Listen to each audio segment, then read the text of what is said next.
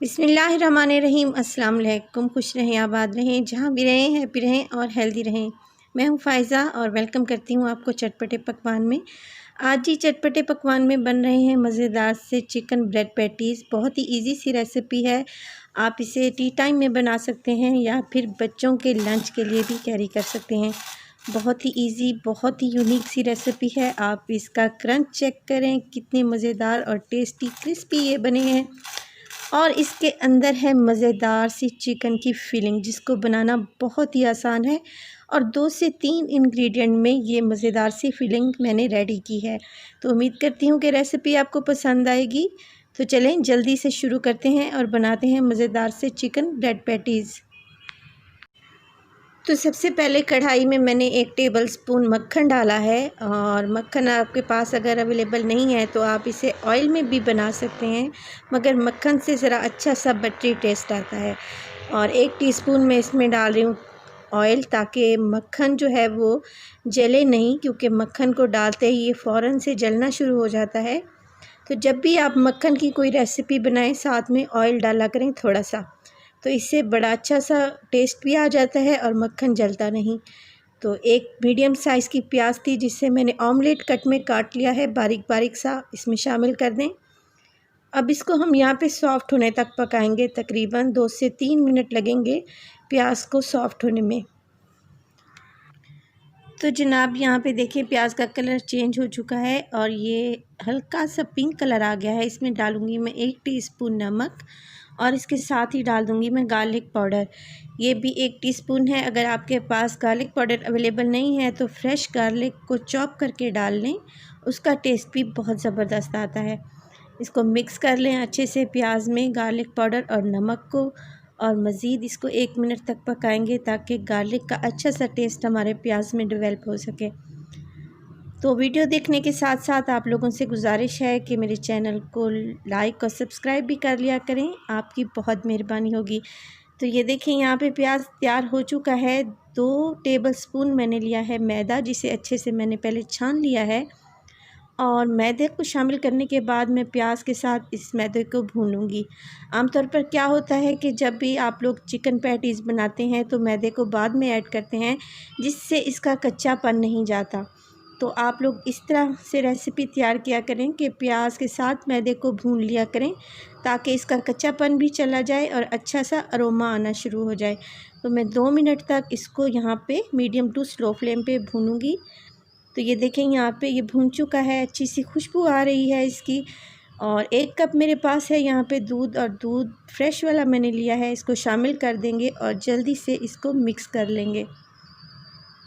ये बहुत जल्दी से गाढ़ा होना शुरू हो जाएगा, तो आपने मुसलसल चम्मच चलाना है, यहाँ पे गुठलियाँ ना बनने पाएँ, कोई भी लम्स बाकी ना रहे। तो ये देखें यहाँ कितना अच्छा सा स्मूथ पेस्ट तैयार हो चुका है हमारे पास।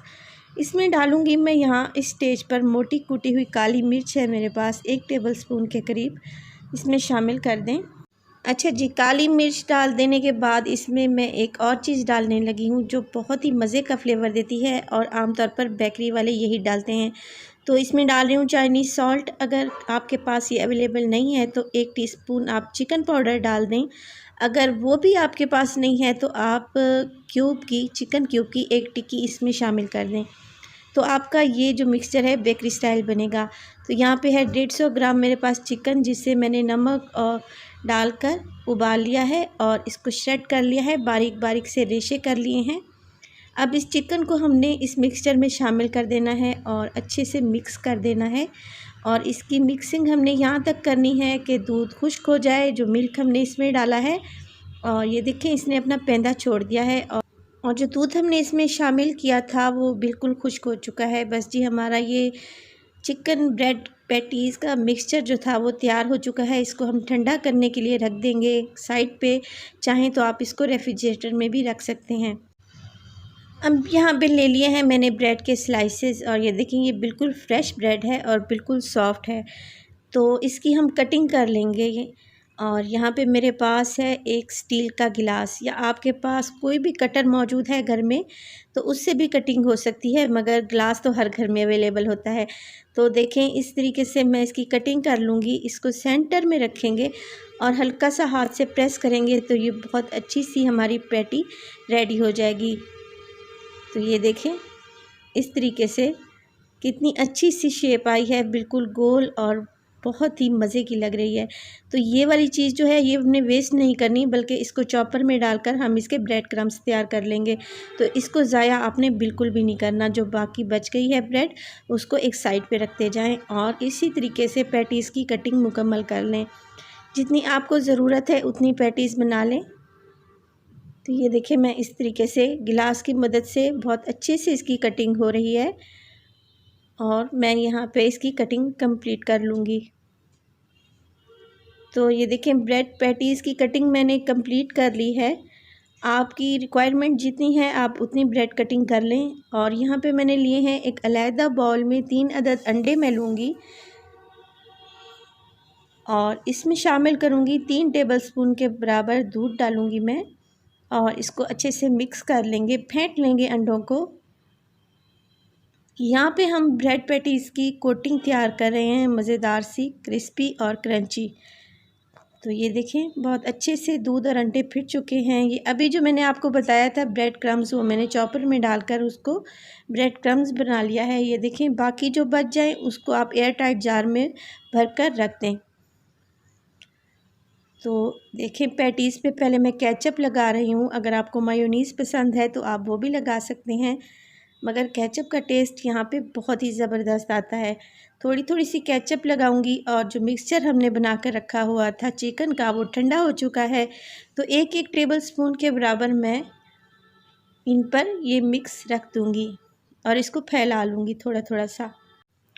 1 से 1.5 टेबलस्पून ही आपने चिकन का मिक्स डालना है, बहुत ज़्यादा ओवरलोड ना करें, इससे हमारी पैटी अच्छी नहीं बनेगी। यहाँ पे मेरे पास है मोज़रेला चीज़ जो मेरे पास पड़ी हुई थी, मैंने इसमें शामिल कर दी। अगर आपके पास अवेलेबल है तो आप डालें, अगर आपके पास ये नहीं है तो कोई इशू नहीं है।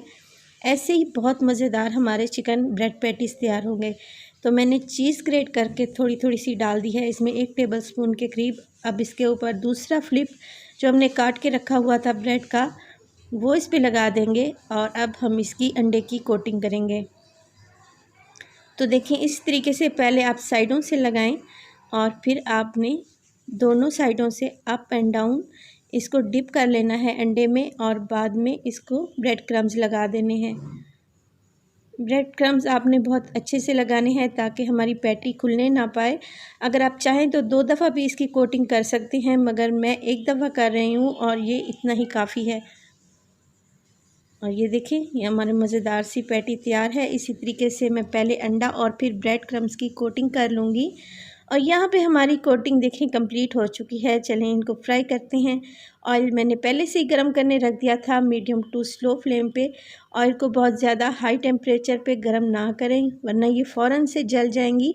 हमने इनका प्यारा सा गोल्डन कलर देना है, इसलिए ऑयल का टेम्परेचर लो टू मीडियम ही रखें। तो ये देखें 2 मिनट हो गए हैं एक साइड से पकते हुए इनको, तो इसकी साइड हम चेंज कर लेंगे।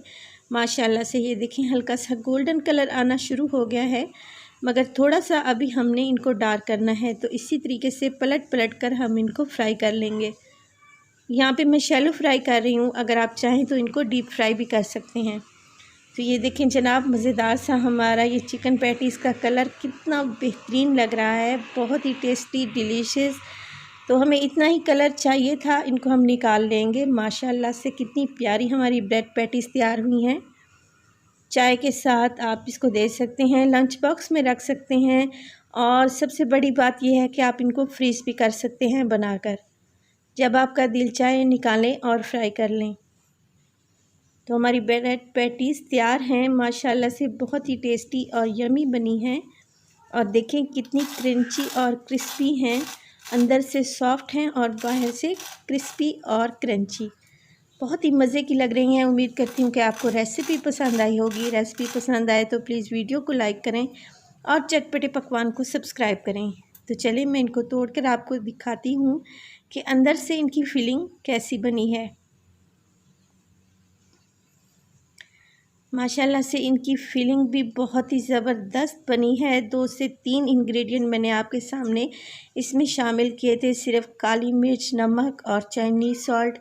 इसके अलावा कोई भी स्पाइसेस इसमें ऐड नहीं हुआ, मगर देखें कितनी बेहतरीन सी हमारी ये टेस्टी फिलिंग तैयार हुई है।